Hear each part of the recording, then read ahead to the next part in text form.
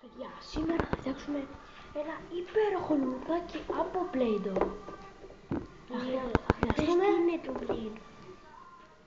Θα χρειαστούμε πλαστελίνη.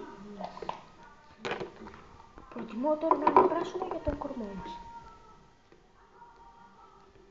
Κόβουμε ένα κομματάκι. Να, περίπου τόσο.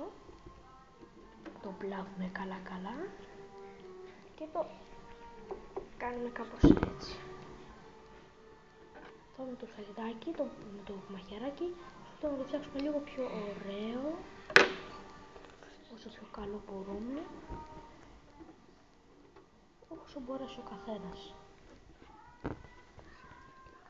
Έτσι. Τώρα ο καθένας μπορεί να βάλει τι χρώμα θέλει, εγώ προτιμώ φυσικά το κόκκινο. Το κάνουμε σαν πιτούλα, το λιώνουμε κάπως έτσι, περισσότερο, κάπως έτσι. Υπάρχει κι άλλος τρόπος, υπάρχει αυτός και να κόψετε σχηματάκι λουλουδιού, υπάρχει και ένας πιο εύκολος τρόπος. Παίρνουμε διάφορα κομματάκια, τα τσουλάμε έτσι,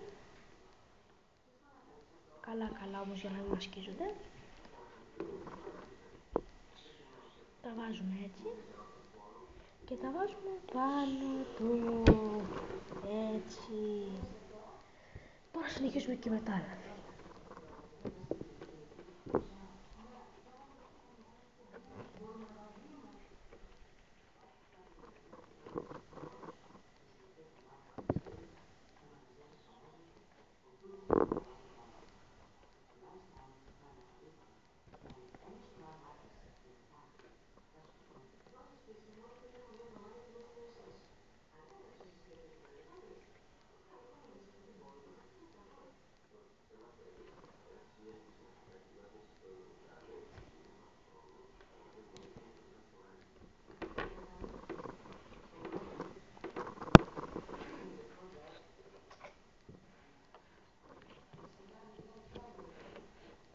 Κάπως έτσι.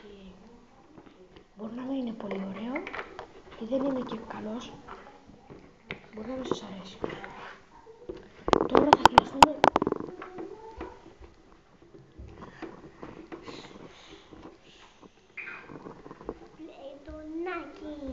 μία βιτολιφίδα. Την βάζουμε στη μέση. Παίρνουμε και την έχουμε μία μπαλίτσα.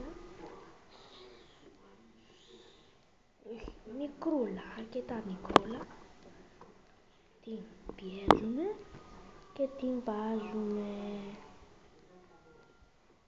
Και μετά στάμε την βιτολιφίδα.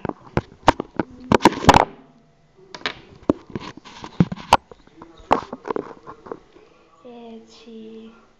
Άμα θέλουμε να κάνουμε και φιλαράκια.